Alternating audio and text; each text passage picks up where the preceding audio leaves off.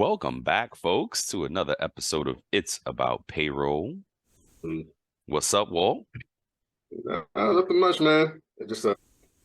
Just grateful to be here today, man, and get this episode on overtime started and kicked off. Man, I watched the fight yesterday. You know, Cool. How was it? fight. Okay, it was It, entertaining. was- Cool. it was pretty good. And it ended. The guy, Tank Davis, he called it. He said, "I'm gonna knock him out in the seventh round," and that's what he did. No way. Oh, wow. Oh, Mhm. wow. Oh, dang. With a body punch. Oh, oof. Body blow. Yeah. What about you, man? How you doing? I'm good, man. I'm good. Had a good Saturday. Went to bed early because I was like, you know what? We record early, and if I stay up too late, it hurts to get up early in the morning. So, I know I was feeling it this morning. It was like, yeah, man. Yeah, "Ugh." see, exactly. I didn't see your text until this morning. You text me, "Oh, you watching the fight?" I'm like, I was already asleep by that point. Okay. Um, yeah, yeah. So gotta be fresh, gotta be fresh. Recorded. So yeah, folks. So today we're talking about OT, as we put in that OT, and overtime is such a big subject. Yeah. It warrants its own show and probably many more shows as we go on and talk about overtime, especially as we fold in an interesting pieces for global. Um, I'm gonna run through just a little snippet what OT is. I'm gonna let Walt take the global piece. Overtime in the United States is regulated by what we call the FLSA, FLISA, some people call it. Uh, Please. FLISA, because FLSA is tough. It's like tough to Mhm. say really quick. So Mhm. we Americans love abbreviating and shortening and nicknaming stuff. Yes. Yeah. So FLISA, Fair Labor Standards Act, and which requires employees to pay hourly employees, also known as non-exempt, at a rate of 1.5 times their regular rate. So 50% more premium of whatever your rate is Mhm. during your overtime hours. And in the US, it's usually in most places, it's over 40 hours in a week. So your 41st hour and up in California, Mhm. California IA, it is over 8 hours in a day. And there are variations, even in some industries. I believe I want to say in New York, back when I was doing staffing payroll, I believe they got it in a day, even if it was part of like their union agreement or their what stuff like that. So that those other rules can exist outside of the state. You just gotta, it's a certain thing. You always gotta know who you're dealing with. What else? I, I believe in some states too, right?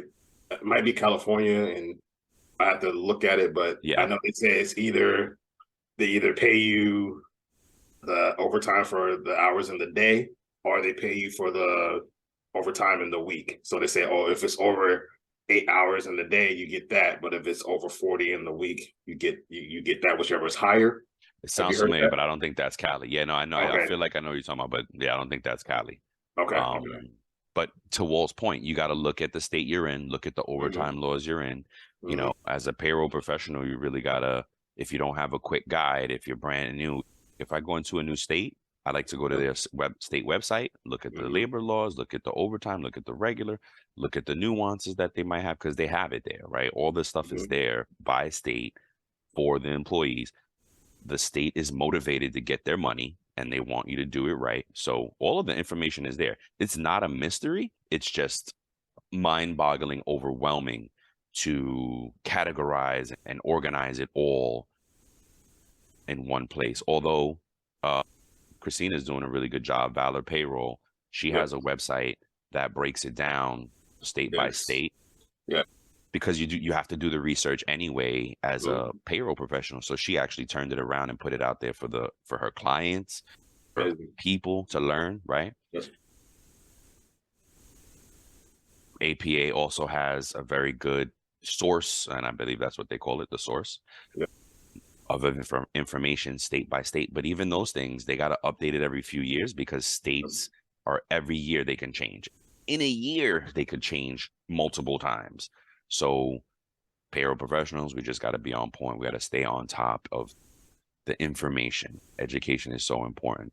Yep. Um, And then Walt folded, and that's pretty much the overtime in the U.S., folks, right? Yeah.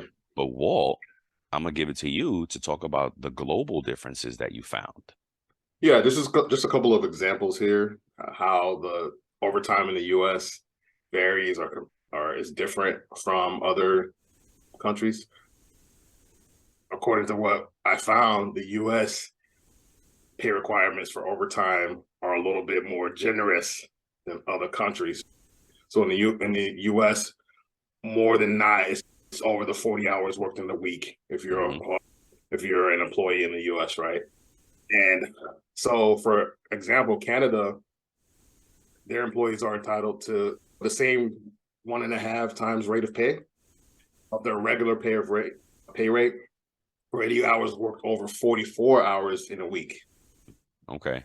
But they do have some in Canada, some provinces are different. So they might Okay. have some different rules depending on Ah. where you're at in Canada. Uh, Okay. the European Union, they they allow individual companies to make their own regulations. Really? Yeah, so even though that union of the different countries has some minimum standards set, they still allow each country to set its own regulations that exceed those set minimum standards that the union has. Wait, So each like country or each company in the EU? Which one? each country, Oh, okay. Oh, okay. That makes more sense. Company, I each was gonna country. say it's gonna be a wild west out there. Yeah. Okay. So All right. that like the United Kingdom, they still pay that 1.5 times the regular rate, but Right. it's for hours worked over 48. Ooh. So that 49th hour that you work in a work week, that can be It's, OT. dang, And that's tough. and in Germany, they have that thing we spoke to earlier. It's either hours over 8 in a day, or they have instead of 40, it's 48 per week. Oh, So wow. yeah, so that it's either the 48 in a week or the 8 hours per day. Wow.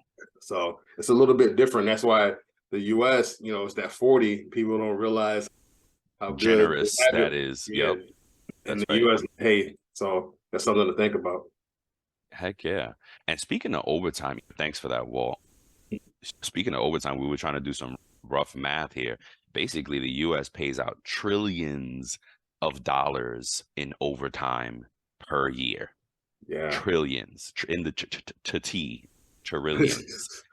And now, if you think about it, again, in the US, managers are worried about overtime, as they should, Oh yeah, clearly, absolutely. Hmm. because it runs up the butt, right? Finance is not budgeting for that. It takes them out of the budget and it's off projections if overtime goes too high, to the point where it was like uh, their managers, if depending on the systems, they most systems have an approaching 40 report Yep. so that you can pull it or even be alerted of it. And oh, I got people that are approaching 40 and it's only Thursday. So Yep. then they got to figure out what to do. I remember one plan backfired at us at one job where payroll is very like fluctuates, right? You when you're processing, you're super busy. And then maybe the last few days of the week, it's 8 hours. It's not overtime Yep. situation. You're busy, but you're not working overtime. So it has its peaks and valleys. Hmm. And I remember the manager at the time, again, new to the payroll field, didn't know that this was happening and got was like, what can you do? And I was like, well, I can send people home early on Friday. If they're approaching on Thursday, I can look at it on Thursdays. And if they're going over, I can send them home accordingly on Friday. Until one Friday, everybody was home. Everybody was out. And then he's like, where's your payroll team? I was like, oh, everybody, they went over yesterday because this is a payroll week. It was Yeah. a bad payroll week. Yep. Everybody hit 40 yesterday. Yep. Remember what we said? Hey, they're home. And Yep. at the time, I have managers, so we were Yep. able to hold it down, and it was not a problem. But to them, it was troubling. But Yeah. the optics of it wasn't cool. Mhm. So then we had to adjust it back and be like, all right, now we gotta. It's always a conversation. It's always a big to Mhm. do, Mhm. and especially and payroll is definitely the people who are going to report on it. It's a great analyzing things. If you're being proactive, Yep. look at your OT. Look how it trends. Look at the last 3 months. You can probably project the next 3 months. It's definitely Things like that. Yeah. it's definitely used as a KPI, Yes. Yes. a key performance indicator in a lot of different industries and stuff.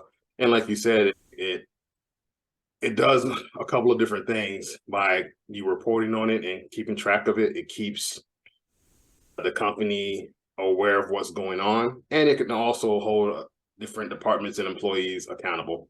Absolutely. At the time, let's say, okay, hey, why does this person have so much OT? Yeah. You know, like you know, hey, this one school, they have 200 hours a week in OT, and this other location, they have 800, like exponentially more than their sister location or their sibling location. And so it's just like, okay, why is that so much? Because there's the same number of enrollees here, there's the same number here. Why is it so different? That's right. And it could be a great error, a great catch if it's an error, because some humans, like, it's not humanly possible to work such X amount of hours in a week, or especially overtime hours. You got to be like, wait, how many hours? What? 100 overtime hours in 1 week? That's impossible. So that's a great, if you're being proactive, overtime should be within reason by person, and then to your point, within reason by location. Yep. So we have some great. Let's talk about these facts that you got here for overtime pay in the U.S. This is in the U.S., folks, and then this would be a great opportunity. We talked to Melissa about the global piece, folks from around the globe. It's not only Melissa; she's just stepped up and was willing to be on the show and help and teach and learn and stuff like that. But all are welcome. If you're around the world and you guys got some nuggets and can teach us about global payroll, reach out. Everybody's reaching out to us on LinkedIn, and that's how folks are getting on the show. So please come. Oh, I got somebody in mind too. We're gonna have her in a couple weeks. Sylvia from Poland. So she's tied up at a new gig right now. Congrats to her. But hopefully we can get her on and we could talk about these things. And Walt I think just touched the surface of the nuances of overtime globally, right? Like, I can only imagine. Yeah, right? I only spoke to 3 different places. Yeah, exactly. So that'll be great info to fold into the show at some point. But for right now, we're going to tell you what overtime looks like in the U.S. And take us through the first few there. We'll split it. Oh, it's 10. So you go do the first 5. I'll do the last 5. All right. So number 1, as we spoke to before, the Fair Labor Standards Act, or AKA FLISA. As somebody I used to work with used to say that he had an ex named Lisa, so he said F Lisa. So that's the federal law that governs overtime in the United States, right? Yep. So it's just a general thing. You can definitely go there as a payroll professional, even an HR professional, even an employee. Yep. You have access to this information. You can research it, educate yourself, go out there, learn about FLISA, okay? Yep. And then number 2, non-exempt employees are entitled to overtime at a rate of pay of 1.5 times their regular pay rate for any hours worked over 40 in the work week, or by day, depending on the state. Correct. Now notice it didn't say non-exempt full-time. Correct. So it said non-exempt because there can be salaried non-exempt people. That's correct. That may be entitled to some OT, depending on the nature of the job. So even if you're salaried, if you're classified as a non-exempt salaried employee, you want to make sure you educate yourself on if you're eligible for OT. You should be. That label dictates it, and if not, then they have you labeled wrong. Yep. Yeah. So you want to verify that, and that's why. And that's not to get too deep into this, but that's why it's important for us as professionals and companies to make sure, like you spoke to, that we have these people labeled correctly in our systems. Yep. to prevent potential litigation and say, oh, well, it's Mhm. not my fault that you had me labeled wrong, That's you know, right. whatever. And so protect yourself. Okay. Yep. Number three, some type of employees, such as executives, administrators, and professionals, may be exempt from overtime pay requirements under certain conditions. So this is like certain Yes. industries, certain job titles. If you're a CFO of a company, you're probably more than likely exempt. Yeah, and Right? there's like white collar exemptions. I know Yeah. high earning computer workers, doctors, stuff like Yep. that have these exemptions because they make so much per hour. Yep. Mm. Oh yes, and then there is a again, this could be more a good idea when we talk about FLISA and how this is applied in another show, but there is a testing for each employee. So the major one is like if the employee can make decisions on their own to do their job, they don't Oh, have to ask constantly what to do. good point. You're exempt. That means Good point. you're not going to get overtime. But if Yep. you constantly have to check in and get permission and it's guided and controlled, you're an hourly employee. Yep. That And you oversight, are man. right. That oversight is one of the tests. Mhm. Um, and basically that makes you eligible for overtime. So there is but like Walt said, go dig. It's a government website. It's out there. Go read about it, learn about it. If you're in payroll, you must really be well versed in FLISA. Yep. I'm gonna add the link in the show Oh, notes. perfect. Post the show. That's So for awesome. anybody Thank who you, Walt. tunes in, you can hit that FLISA link. Number four, there's no limit to the number of hours employees may work in a week, but employers must pay overtime for any hours worked over 40. Depending on the job you do, there are labor restrictions in some cases, like being a driver or a pilot. So let me put this out there to you. Say I'm in the system, they have me marked as a part-time employee. I'm in the education field, I'm a substitute teacher, and there's a bunch of call outs. And I'm sure this happened during the pandemic Hmm. where you had a bunch of people out. I'm a Yeah, sub who technically is part-time. I have to come in and cover for different people, and I end up working over 40 hours in a week. sure. I should be entitled to my OT, even though I'm technically part-time in the system. Yeah, that's not the driver. Yep, part Yep. time, full time is not a driver. Yep. So I said that to say, even if you're part-time, Yes, technically, but you're working these hours, you're entitled to it. And your time and attendance system should capture that for yes, you. yes. It If it's should built capture right, that. if it's built. But and we'll speak to this later about the managers potentially going in Yes, and yes. adjusting your time. But Don't that's do something to think that. about as well. So if you're Yep, part-time, make sure this is why it's important. If you're part-time, you're still entitled if you work over 40 absolutely, hours in a week. Okay. absolutely. Overtime pay number five. It is calculated based on the employee's regular rate of pay, which includes all compensation that the employee receives, such as bonuses, commissions, and non-discretionary payments. So I see that you had here in bold. Be careful with this one. Why'd you put that? You got to make sure that your system calculates it correctly, Right. and how these rules apply. These are some very nuanced rules. So just make sure that your system's calculating it, that you Yep. guys are doing the right thing. Overtime Yep. gets very sensitive, very delicate. Mhm. Just it all depends. It depends. It depends. It depends. Yep. I went to this payroll law seminar one time, and it was a lawyer that gave it, thank goodness. And he started off with a question or whatever, and everybody had all kind of different answers, and he was like, "It depends." And he Yep. told us he's like, the answer to everything we're going to talk about is it depends, Yep. and that's the problem. That's the challenge with payroll, right? Yep. And this is why I tell folks not to cross talk about their pay, because your situation can be very different from your roommate, your desk mate, table mate situation. It's very personal. Yeah. It's very intimate. Do not compare. Don't talk to oh, my check was this and blah, blah, blah. You don't know what deductions that person got. You don't know what pre-tax people have. You don't know what personal things are hitting there. Yeah. So You got a story. You got a story. no, at that point, I was taught that, right? That same, hey, don't compare pays, Yeah. don't talk to somebody else. Now, if you're in a union, it used to be different.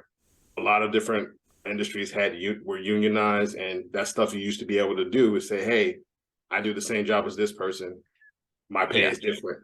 Yep. So I understand where you're coming from. It's just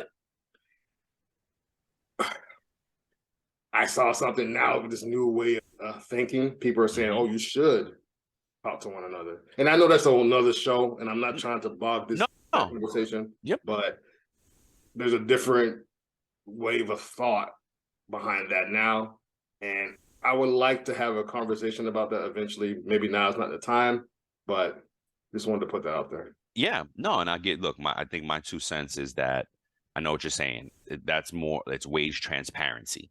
Yeah. Mhm. But for me, and it is a great call out because what you're paid gross is a gross number.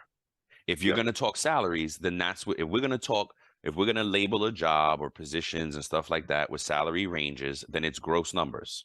Yeah. That's fine. And you're right. We should have more of those conversations. Why? Because there's gender equality to think about. There's discrimination to think about, Yeah. protected classes to think about, you know. So you don't want to walk into a job and because I'm blue and he's green, he makes more money. Like what? Yeah. Why is that?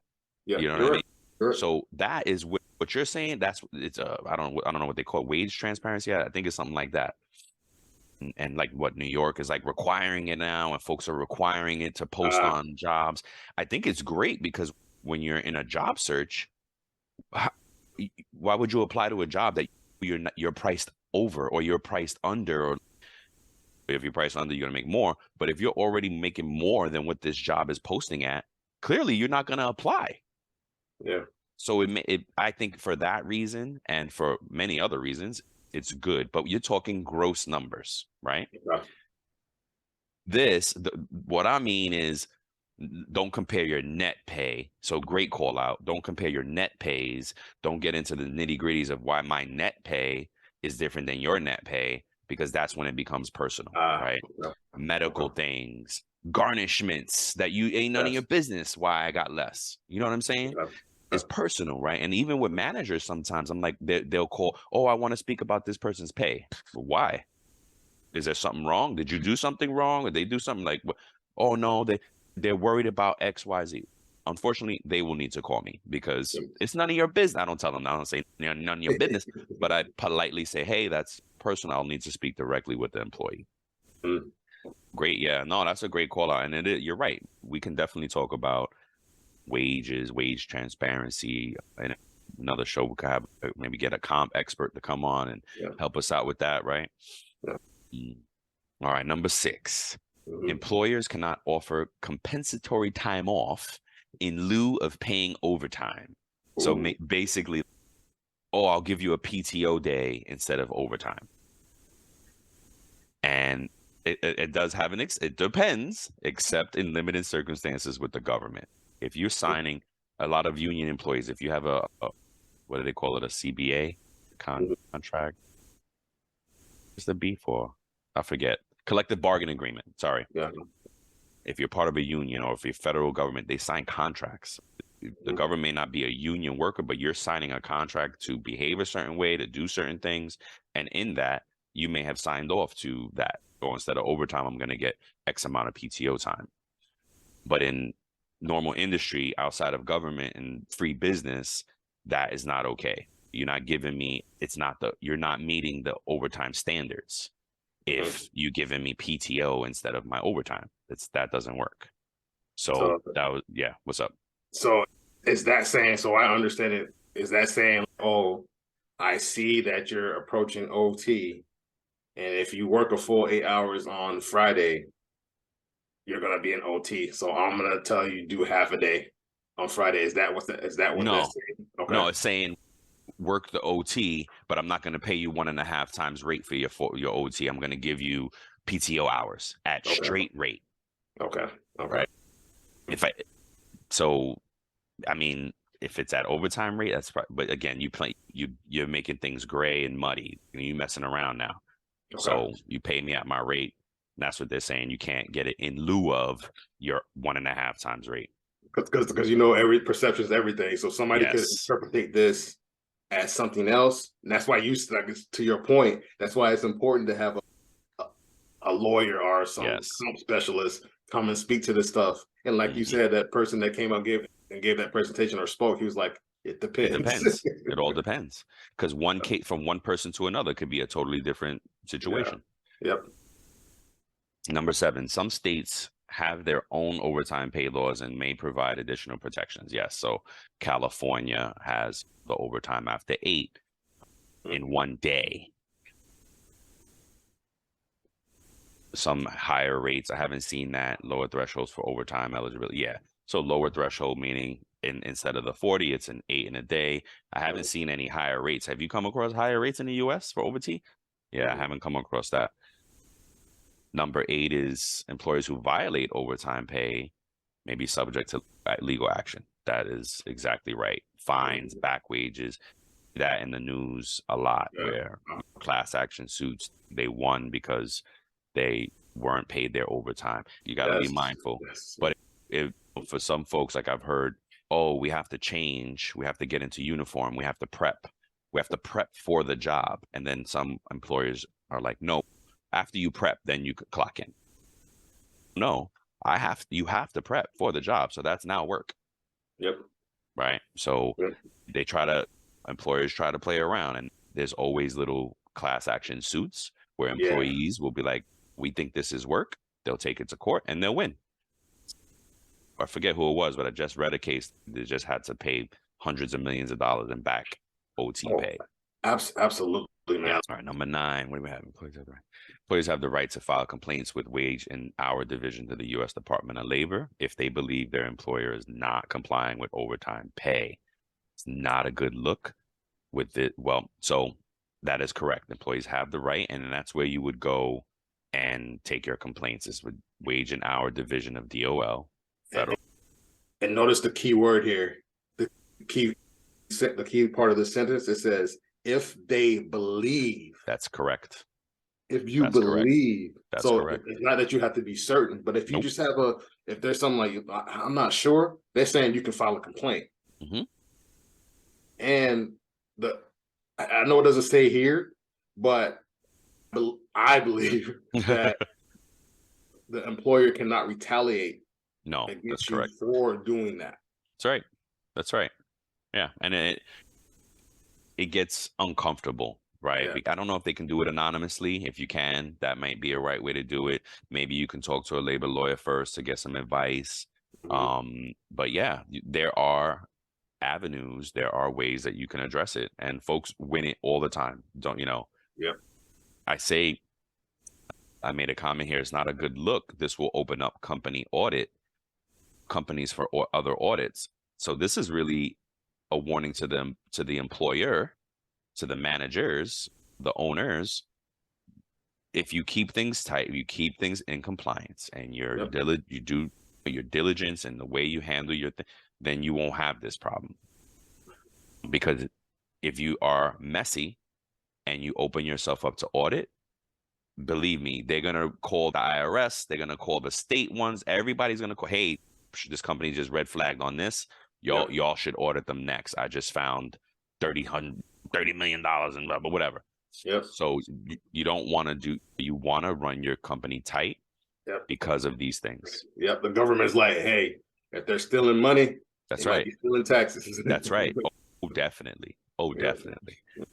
As we are learning in our true payroll crime stories, right? Yep. Number 10 is it is important for employees to keep accurate records of their hours worked and their compensation in case they need to prove violation of overtime pay requirements. This is in case they usually mandated by the state. So again, there's employees. I read this wrong earlier. I read employers, and I'm like, duh, of course, employers have to keep a record. But so this is employees, and this is a really good call out for employees. Yep. And I got a friend of, he was just talking about that he keeps records of his pay and hours and Yep. stuff like that. And Yep. oh man, I think he was taking like a picture of the clock because, yeah, because of what you said. He believed Yep. that something was off. Yep. So everything turned out to be great. It's all good. But he was right. He believed something was wrong, and he was taking pictures of it. And his coworkers are like, "Yo, that's a good idea. That's what, because you should. You can't always depend on these systems. You got to know what you make. If you're an hourly employee, you need to watch the fluctuations Mm-hmm. because if you're getting shorted half an hour here and there, that builds up. That's a lot of money over a year. And Mm-hmm. if you figure if your company's doing that for every employee, your company's making a ton of money or saving a ton of money because they're shaving or the system is accidentally doing something in their favor. It could go the other way too. It can go in the employees' favor. So that's Mm-hmm. why payroll teams need to be proactive and audit properly. But Yes. but like I tell employees a lot, used to when I was more forward facing, is the onus is on you as well as on us as well. If we get a check, right, we need to check it. We need to look at it. We need to Yes. analyze and validate the data. Did I work Yes. 47 and a half hours this week? Yeah. Oh, should these deductions be coming out? Are my taxes proper? Don't A worry, lot. folks. We're going to teach you all about how to look at your pay stub. Yeah. Uh, We and have a good series good you can series go check already. out, right? Yep. And we're going to keep coming with more because there's so much Yeah. more. That doing that series opened us up. Like, wow, there is a lot. Yeah.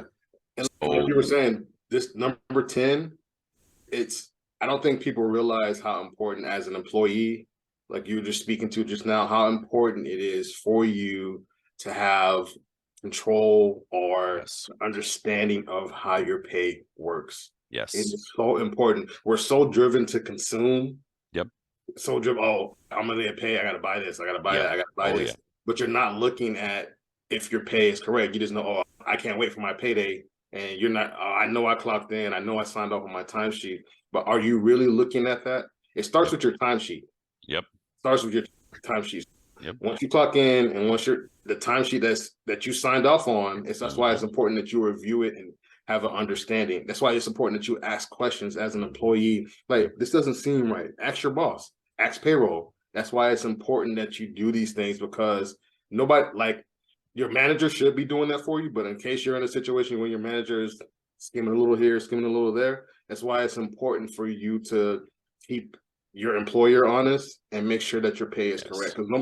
Because sometimes nobody else is going to do it for you. Nope. Nope. No, facts. Facts. And Yep. but yeah, what if you miss? I've had folks call me at the end of the year. I think you missed a payment. I think I missed a payment. And okay, let me look at that. And I'm glad to dig in. You know what I mean? Keep accurate records of your hours and your compensation in Mm-hmm. case you fear, in case you believe there are any violations going on. You have something to compare it to. Okay, my notes say this, your records say Mm-hmm. that, and it's not matching. And I've had employees that did that had spreadsheets that they would share with me. And I actually loved it because it was easier to bridge the gap. And I would be like, oh, look, this is what you're missing. You didn't see this. It's not in your records. It's on our. Here's what closes the gap. And speaking of managers, there's a great segue into managers, owners, supervisors. Please do not alter time cards. Okay. You can be Mm-hmm. terminated. It is illegal. You are stealing from the employee at that point, right? This Yep. is why things go to court. Your company and your company's going to be at risk, right? And Yep. liable. You're going to lose a job really quickly, and your Mm-hmm. company's still liable, right? Yeah. So a lot of damage is done if you're caught doing this. Don't Wow. do it. What we, from HR payroll perspective, if you have someone that violates the rules of overtime, you have to coach them, reprimand, terminate. Yep.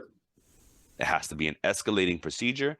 The first one is a warning. Hey, you know the rules. You're violating it. You just worked 10 hours of overtime this week. You didn't get no pre-approval, blah, blah, blah, blah, blah. They get written up.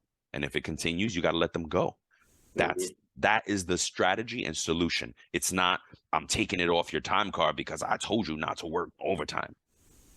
No.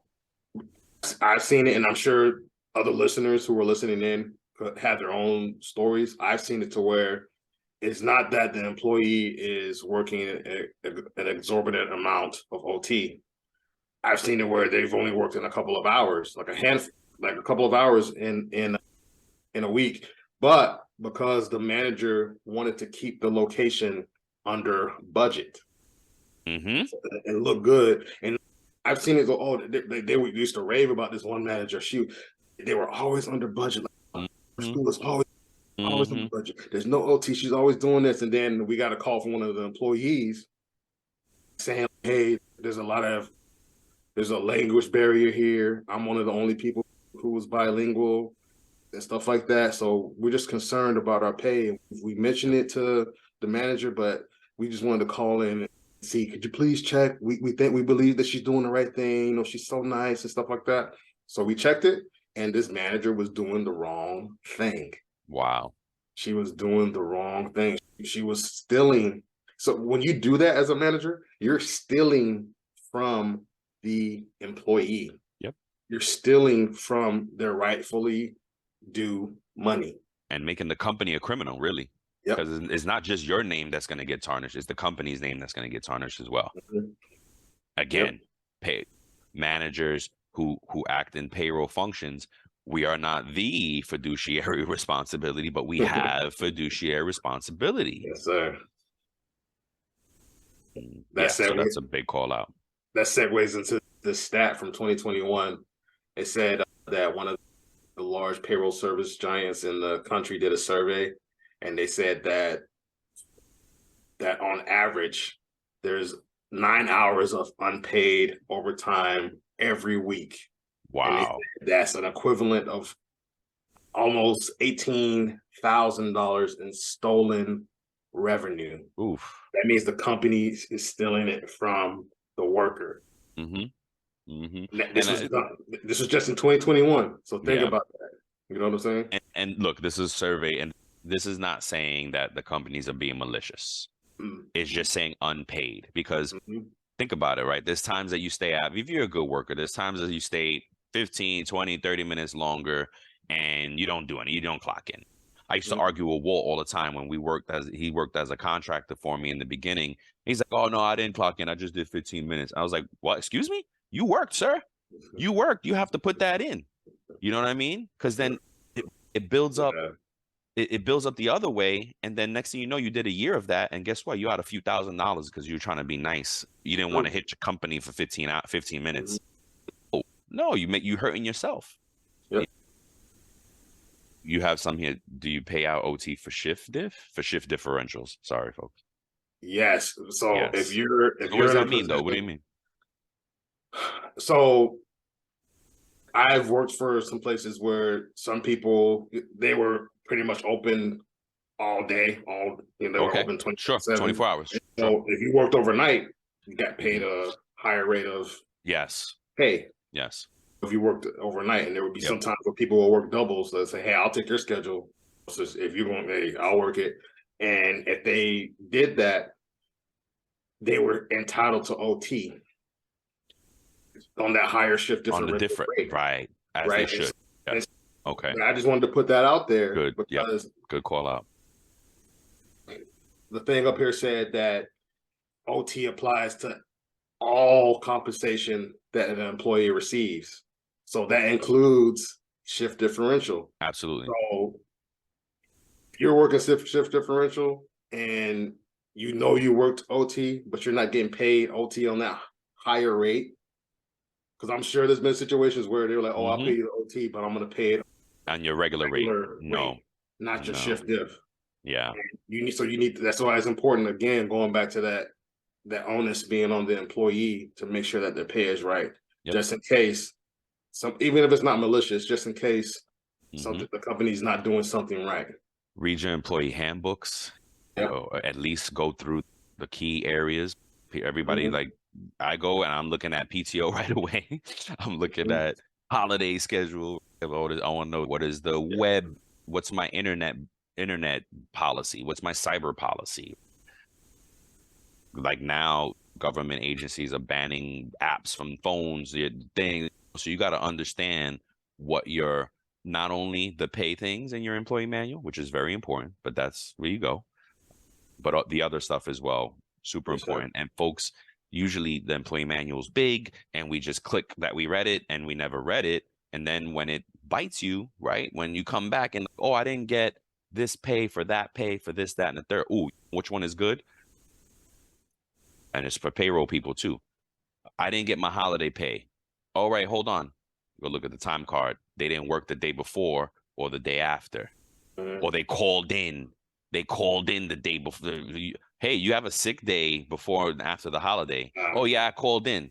There you go. You've disqualified yourself from holiday pay because you can't call in the days before and after the holiday. And your company should state that, like you were saying, they In a should handbook. state Yep. that in the employee manual and the employee Yes. handbook. It should state that because in Mm-hmm. the courtroom, if you mess yourself up as an employer, if Yep. you don't have that written down Yep. That's exactly clearly, right. it needs to be clear Yep. and understandable. Yep. Exactly right. Yeah, that shoot, that's amazing. That's it, folks. Overtime is a very hot topic. There's Yeah. tons more stuff to talk about. I'm sure you're listening to this and you're like, "Whoa, I remember this one time. Oh my goodness, I remember this one time." Yes. The stories, and I almost looked it Mhm. up, like overtime horror stories. What did that look? Yeah. Um, We want to you hear know, from you too. Like, send yeah, us horror stories. yep.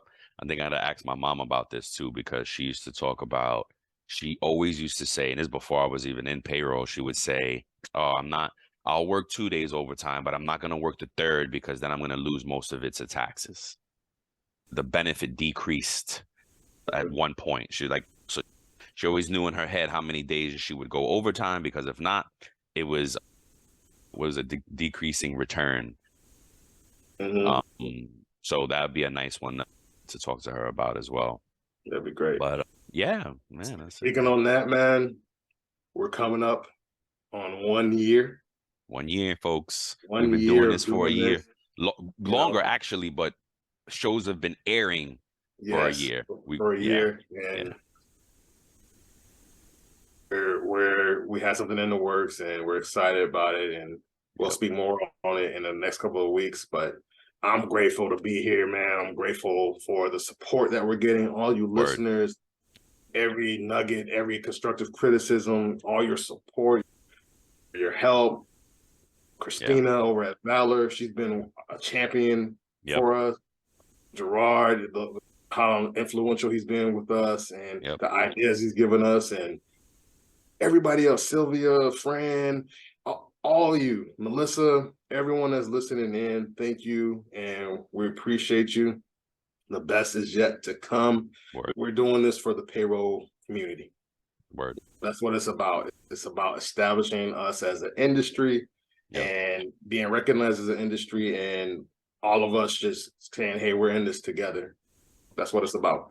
yep, yeah. Building resources for us, man. Yep. Building resources. We're so underserved. Just continue to deliver products for our payroll people. Yes, That's sir. it. That's it. Yeah. And definitely now as we like pioneer the new horizon of teaching people about their paychecks, right? Mhm. It took such a long time as a payroll person. I was like, what do you mean? So easy. It's your paycheck, blah, blah, blah. But I had to shift that paradigm to be like, wait a minute. I know the paycheck stuff because it's literally been my product for 20 Mhm. plus years, right? So, but to shift from it and then to hear what people struggle with, what's FICA? Why is this? What's my pay period? Why isn't it on here? Like these little things. Wow, whoa, there's a big opportunity there for us. Definitely want to bring better education to everybody that gets a paycheck, really. Yep. Yeah, man. Yeah, thanks, folks. Enjoy your work week. We'll see you next week. Enjoy the other shows. We're dropping all kind of fun things out there. Keep a lookout. Mhm. Subscribe on YouTube and Yep. everywhere you listen to payroll. Tell a friend to tell a friend. Tell a friend. Stay tuned for the payroll in the news. We got some wellness stuff coming. All kind of good stuff. We're bringing a bunch of stuff to you. Yep. True crime. We're gonna start dropping true crime on its own during the week. Wednesdays, Tuesday nights, Wednesdays, you'll have it. Yeah. Break up the week. Start the work week with some work stuff, and then get some fun stuff in there too. Yeah. But yeah, man. Have a great week, folks. Thank you. All right, man. Peace.